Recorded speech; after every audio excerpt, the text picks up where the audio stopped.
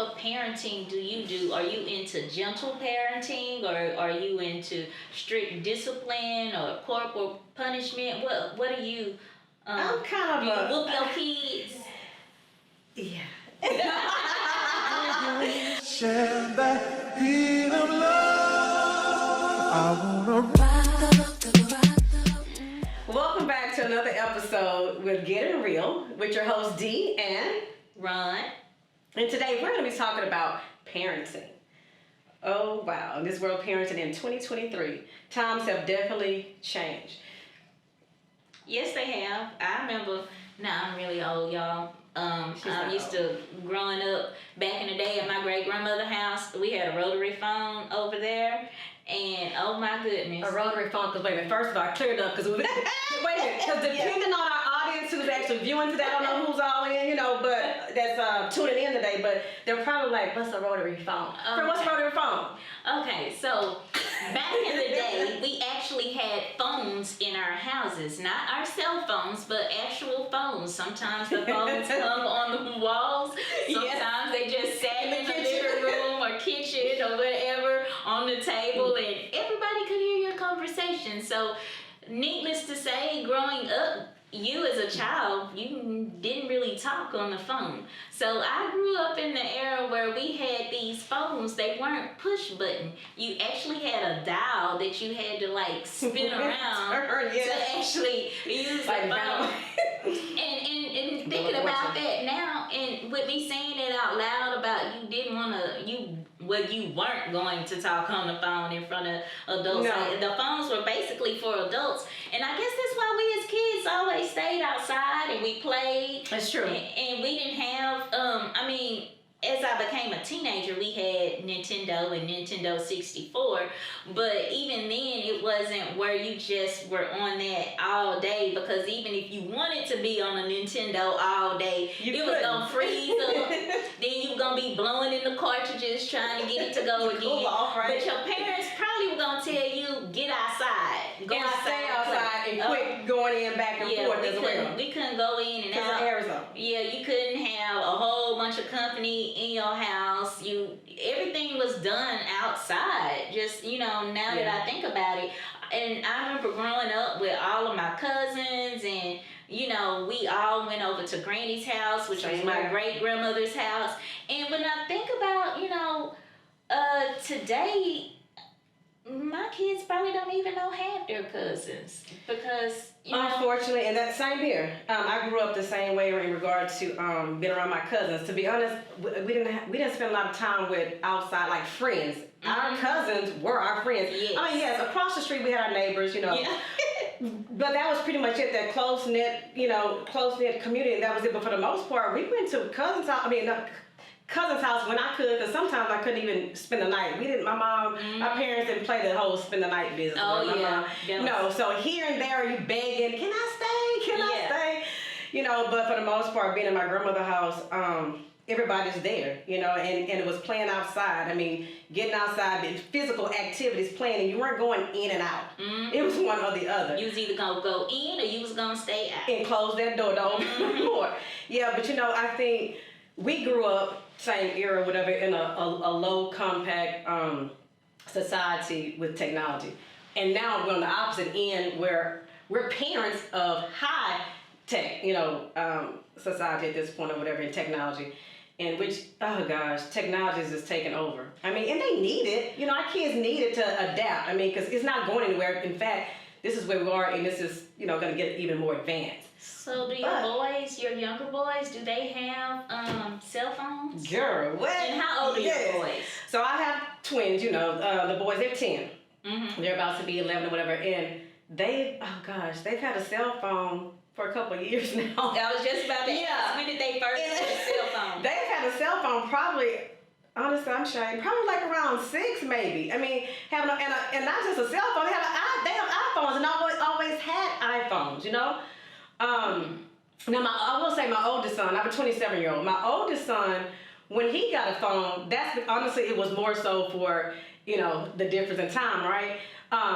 for emergencies. He was at that particular time, he rode the bus home. So it was like, okay, the purpose of, and I wasn't, as far as working or whatever, I hadn't got off yet. So the purpose of the phone was for him, for my oldest son, was to call when you get off, once you get in the house, you're to let me know that you're there, and then I'm on my way. I'm en route on my way by the time, Anyway, so that was the purpose of his phone. Now, I mean, they all have a phone just because whatever, they're playing games, communicating with their friends, and then communication obviously for parents as well. So my kids, yes, I think I want to say probably about the age of 6, five or six, they've had a phone. Even before them having their own cell phone, they use our phones. So do the boys, since they're twins, do they each have their own phone, or they we have 2 of everything. That started, yes, 2 of everything. With them being twins, yeah. Are they identical? They're fraternal. Oh, okay. Yeah, they're fraternal and very much different in personality, total opposite, polar opposites in personality. But yeah, but there's 2 of everything. Opposites. Yeah. Yeah, all of I have 4 kids, and each one of them has their own personality, and they are like all totally different in one way or the other. I'll never forget when Victoria and Jason, they're close in age. Victoria is 21 and Jason is 23 now. But when they were in high school, people didn't even know they were sister and brother. Really? Right. Mm-hmm. Oh wow. Yeah. And you would think that people would know that they were sister and brother. Right. But people didn't even know that they were sister and brother. They on the same campus and yes. at the same time. And people didn't know. And to give you an example of that, one day we were at this event and they were with me, and they were saying mama something. And so this little girl that went to school with them, she was like, did they call you mama? And I'm like, yeah, they're my children. Like, and she was like, so Jason and Victoria are sister and brother. And I was like, yes. She like said, you didn't know that? Yeah, she was like, let's go together. She said, they're real sister and brother? Real. And I'm thinking, they have the same last name too. Like, what? And I said, yes, they have the same mama and daddy. And she was just like, whoa. Because, I mean, Jason and Victoria, they interact. No, and they are like night and day. I mean, well, you've met Victoria. Mm-hmm. Hopefully you'll get to meet Jason. But yeah, they are total opposites. And all of my kids they all have a separate personality. And, do you have any, and not to just switch gears like that all of a sudden, so as far as your twins, do you have any, like, social media, do you have any tools to block them from certain things on their phones? Yes. Or do they have access to any and everything? No, they do not have access. And then for the longest, I mean, it's probably been about 2 years now, I think last year, I'm sorry, asking about, what is that, TikTok. Can we get on TikTok? I'm like, no. Because it's too much happening on these, these different platforms as far as social media, especially when it comes to kids. Because one thing, you have these sick, weirdo people that's out here pretending to be one thing on one end, as far as social media to get actually contact and access these kids or whatever, acting like they're another 10-year-old. And it's a 30-year-old. Mm-hmm. So that happens a lot. So no, so basically, my main thing with the whole, not social media, but the whole thing with them being on the phones, screen time, period, even apps, yes, it's actually monitored. So it's, monitor their phones, monitor their time, even their screen time, which is important. I mean, because they're affected in so many ways by being on this technology all the time. And yes, my kids have everything, the phones, and cell phones, tablets, whatever, televisions at home, same thing, they got stuff. But at the same time, I will say my kids do go outside, Mm-hmm. And I think that's one thing, with these children nowadays or whatever, that's actually spending a lot of time on screen time. It's not going anywhere. Allow them, I don't deny them screen time. They need to have it, but at the same time, you shouldn't, I guess, pacify them with it or babysit somebody, like the younger kids with it. Because you see that too. You see your 1-year-olds and 2-year-olds, they can work a phone better than me and you. Like literally. Mm-hmm. I mean, and so, no, or to keep them from crying or whatever. No, that's pacifying them. No, they need to have, it all needs to be monitored from whatever age. I think these small babies or whatever, 1-year-old, 2-year-olds on phones up to, teenagers, period. It all needs, it's too much screen time, you know, and like I say, mine, they actually do go outside and play. So they're, back in the day, like we were outside playing, they're actually involved in physical activities outside, and they need to get more engaged in being outside and actually playing. Like I say, but the screen time is not going anywhere, you know, for sure. And they need it, but I don't want to create that addiction for them either. But I do monitor what they're doing. Hey, who are you talking to? I'm subject to pop up in the room where everybody's on the phone, or they make this fort. You know, everybody in the cuddle, what are you doing? I'm actually looking, grabbing the phone. Who are you talking to? Who is that? They spend a lot of time on the phone with some of their friends, even on FaceTime. You know, it's 3 or 4 of them on the phone. Okay. You know, but it's monitored. Okay. Yes.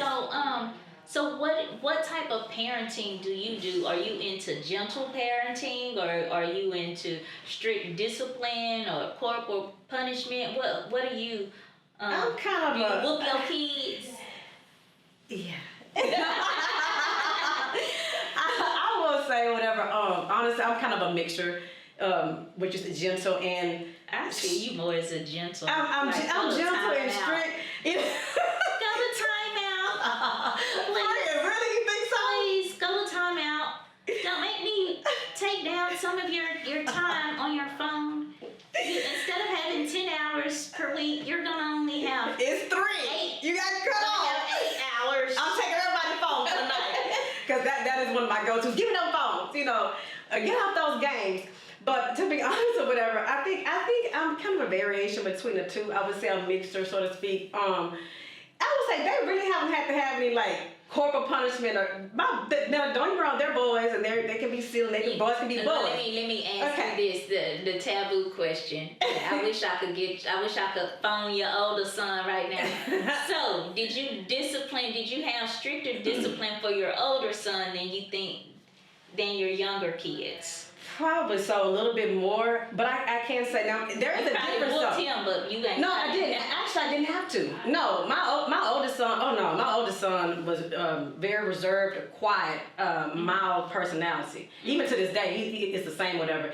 And you know, he was the only child at that point. You know, for really for 16 years. You know, but so no, I don't even. I may have spanked the oldest one, whooped him. When he was, I'm talking like a toddler, you know, tap, you know, they get into things for that nature. But as far as getting in trouble, my oldest son, he never gave me any trouble like that. So they would require, you know, I'm about to whoop you. No, never. And even to this day, like I say, he has that same personality. I wouldn't say more strict, probably more hovered over him more, I think, at that time, my oldest son. You know, so you know he was more sheltered. I think he was more sheltered than these two right here. Okay. And these two right here, Helco and Jekyll, freaking Fred, they have somebody you know to get in the stuff with all the time. You know. Okay. So what? Oh, go ahead. I'm sorry. Oh no, I was just gonna say, but even the twins, they get in the stuff or whatever, but. It's more so with them, you can start taking things away and privileges away from them that would actually work for them opposed to having to like literally break out something and crack the whip because it doesn't get to that point. They really they don't do anything, I would say, necessary to get to the, they would require that, but they've been punished, they've definitely been punished, and it's more than a timeout, friend. For them, I think it's more taking away what's important to them. And it's those, for them, what gets me the phone, oh no, mommy, no, because this is what you like. This is what you want. You know, so for them taking those phones away. So what do you think about the parents that use social media to shame their kids as a form of discipline? Like, I know you've probably seen those videos where one mom, she shaved her daughter's hair. Stuff like that, or the dad who whooped his son, or I think he slapped him on social media and was like, you don't be disrespectful at school. And I mean, what do you think about? I'm in total disagreement with that. I don't agree with that at all at any level because that can go so many ways. That causes trauma, for one. It's embarrassing. It's humiliating. And why would you put that out for the world, on a platform for the world to see? Because to me, it circles back to you. Something's wrong within for you as an adult to actually have this type of discipline. It's why it's not. What is the reason? It's not called for. You know what I mean? Because you can correct and redirect behavior with several different means, opposed to brutally beating them or whatever, or and videoing it and outright shaming them and humiliating them. Because then, one, it's embarrassing. And then what happens, you can also create another issue. You create trauma with these children. And if some trauma is not dealt with, and you're healed from that trauma, that actually spills over into your adulthood. You have so many grown, broken people, broken men, broken women that still need to work on themselves and heal as a result of what? What happened in their childhood. Is something simple as going back to the video and, like I said, embarrassing them. So I'm totally against that.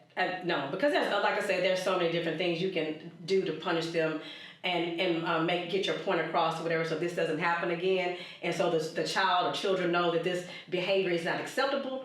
You know, if grades are falling or slipping or whatever, and we did get them back. So, start doing some things. Start removing some things that they actually enjoy, some things that they actually like. Like mine is the phone. I get them every time with their cell phone. Give me the phones. Oh, no, mommy. Okay. And I do. I have taken the phones overnight. Okay. Yes, overnight. I made it overnight. Yes. Because you're not listening, you think I'm playing, because that's the thing, I'm hollering, just stop doing that, and y'all still cut up back to the food. Okay, well, guess what?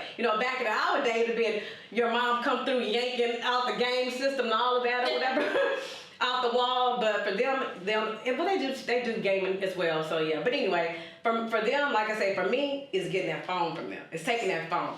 So what do you think about kids having access to any and everything on their phones, at their fingertips? Oh, I don't like that. You said that you monitor, but are you just looking at screen time? What are you looking at? Screen time, and putting those things in action, settings or whatever, so they can't go to these different apps and whatnot and blocking it, and just being in their face, in their conversations. Who are you talking to? Be present. Letting them, because I think some parents will kind of get away with they're doing something, they're caught, they're busy, they're working on something, and your kids are somewhere in another room somewhere. You need to go check in on them, see what they're doing, see what they're talking to. When they're on FaceTime, who is that? Hey, speak. You know what I mean? So but I'm definitely not in agreement with kids being on social media, all these different platforms. Now my kids will get on the silly stuff and watch videos, or they look at some of the YouTube videos and whatnot, and I'm watching to see, what are you watching? I'll walk in the room, what is that? And sometimes they'll walk up to me and offer to share it to me. Share it. Mom, look at this or whatever, and it's something silly. Half the time to be honest, something silly, but you still have to watch it, because even with the little silly videos that kids like when they laugh at it, I think it's hilarious, you still have these creeps that creep in with something that's inappropriate. You scroll, and it's just silly stuff the whole time. Then you scroll, then the next video may be, somewhere that a woman or man, definitely a woman dressed inappropriately, and they don't need to see that right now. They got plenty of time, so I don't want my children exposed to, all this, things or whatever, so soon. But I'm definitely not in agreement with that, because I know some parents give their children free reign, and their thing is, not sheltering them. But to me, my kids are going to be sheltered to a certain extent. You cannot protect them from everything, because they're going to be exposed to different things and conversations and topics at school. It's happened, with me already, and I'm like, oh gosh, whatever. They come home asking about such and such. I'm like, how do you know that? Like one day, Blair, one of the twins, said, for example, he came in, oh yeah, such and such, Mom, they had a miscarriage. What? Like, how do you even know what that means? My children, are very innocent, meaning they see a woman or whatever, they know she's expecting. So in their mind, they see, okay, that lady's expecting, she's pregnant, she's gonna have a baby at some point, right? They don't even know how long it's gonna take.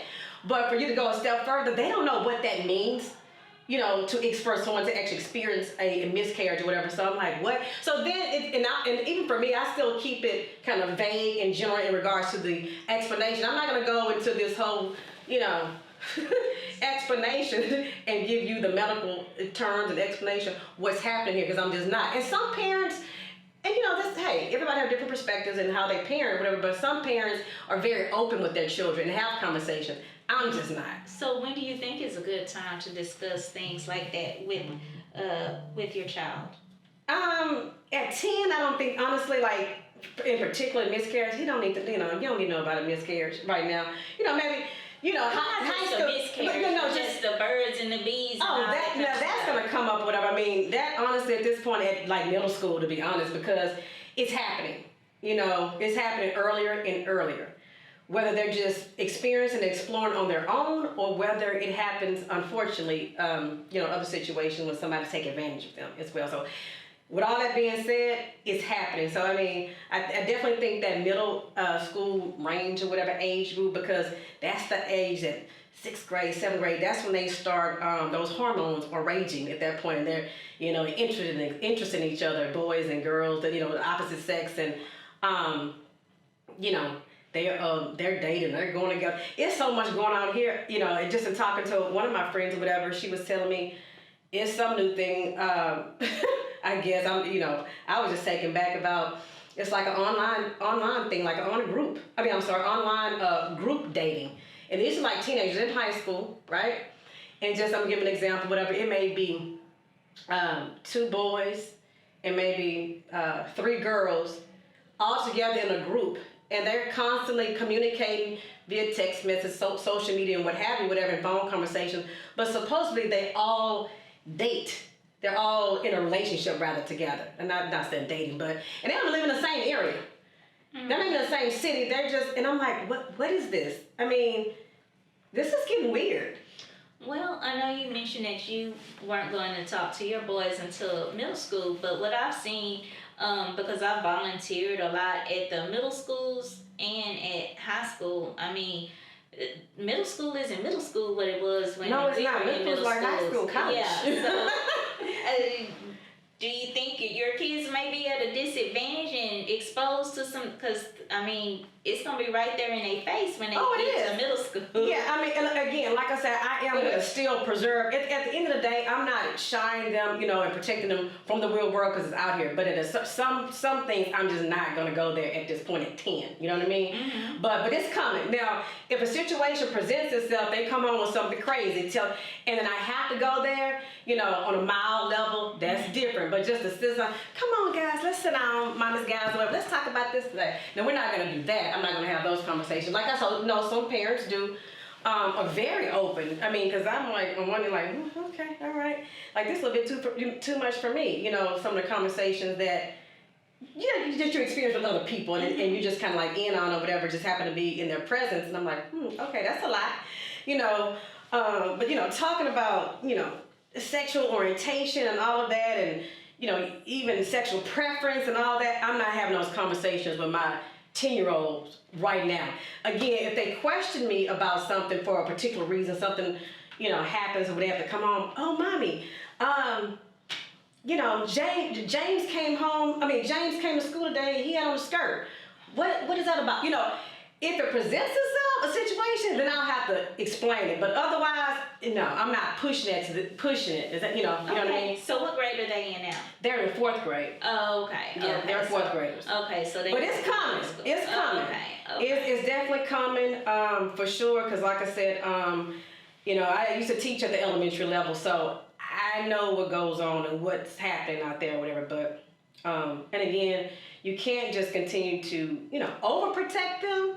You can't just let them out here just be green, but at the same time, I think you can drop some knowledge, but very mild. I'm just not out the gate. Okay, this is just what's happened with the birds and the bees. No, I'm not going to have that conversation just yet.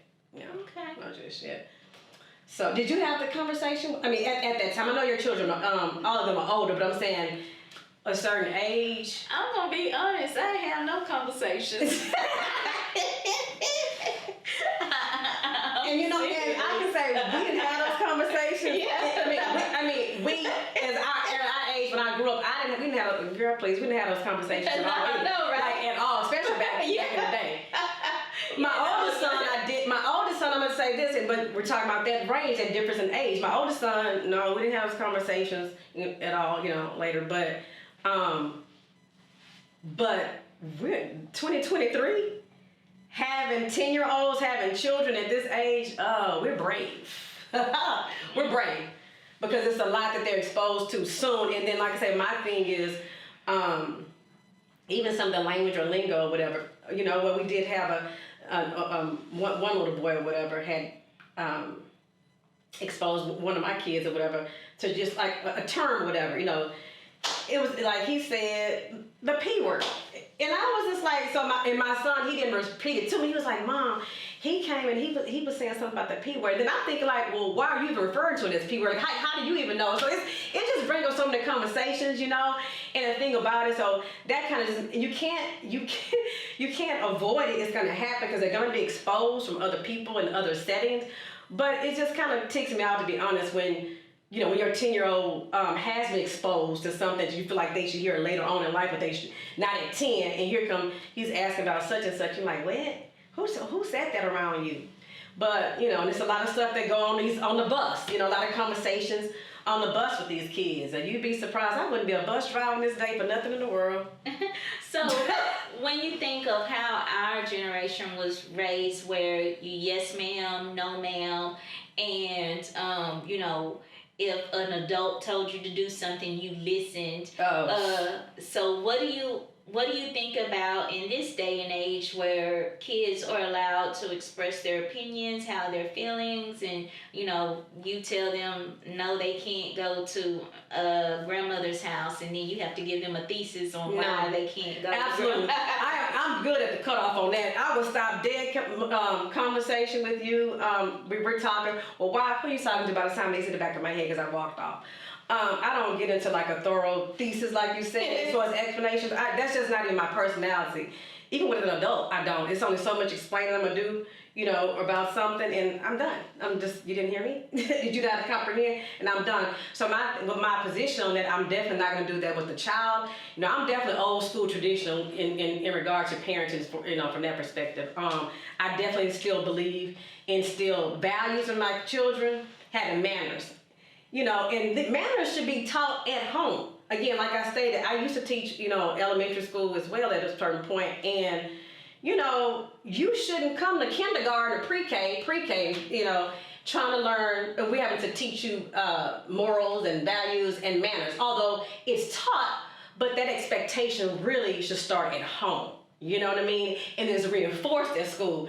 Well, that's kind of the opposite. Typically, a lot of times when you actually experience that, those kids are coming to school, pre-K, kindergarten, whenever they decide to come, pre-K or kinder. And yes, that is part of the curriculum as far as expectation and curriculum, teaching manners, but it shouldn't be taught at school. That should only just be reinforced, Mm-hmm. And that's another thing. But sometimes you're dealing with younger parents, and nothing against younger parents. I don't mean anything from that perspective, whatever, because I had my first son, whatever, at a young age or whatever, 19. But anyway, some of the values just have changed. The generation has changed. So even in some of the adults that these parents or whatever, they don't even have manners. So they're not modeling manners, with their children. So they don't have anyone unless grandmother is teaching them manners, and that's so unfortunate. But again, like I said, as far as myself, I'm still traditional, old school with that. So you're gonna respect adults. You're gonna respect me as your parent. You're gonna respect girls, just the little things. You respect girls or whatever. Respect your friends and your friendships. And we talked about boundaries one day. I've had to talk about boundaries with one of my sons or whatever. The little boy, he calls, hey Blair, and he's on speaker so I can hear. Blair's like, okay, I'm getting ready to eat or whatever. But why? Can you just keep me on hold or whatever? By this time I said, hang up that phone. Yeah, that's me. Like, hang up the phone. Because we're not we're not explaining, like you said, this whole thesis. We're not doing that. I don't do that. And you're not going to do it either. So, Blair's looking. You had already told him. The kid, he was probably like, what do I do? Yeah.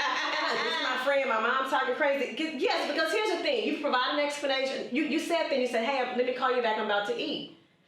That's it. That's all. Hang up. But for you to go further on the other end as a friend and say, oh, just hold the phone up because it's on speaker. Hold the phone up or whatever, we can still talk. No. I said I was going to call you back. So again, at this early age, teaching him, and that was, a teaching moment. I was like, let's talk about, because of this situation, let's talk about boundaries. And this is setting boundaries. So again, I'm teaching my boys to be, my little guys to be respectful to adults, and even in their friendships as well, because these kids don't fear anything or anybody. Right. And this mouthpiece that they have, Yeah. I worked in a high. Oh, go ahead. No, go ahead. So yes, I taught elementary school. At one point, I was on a high school campus for 1 year. I wasn't teaching. I was over program manager, coordinator for a dropout program for at-risk youth. Anyway, long story short, with that was a whole experience in itself. These children do not respect authority. Anybody these days, I think, you know, which is sad. But here's the thing: when you don't have the support from their parents, it trickles up into the student, the child.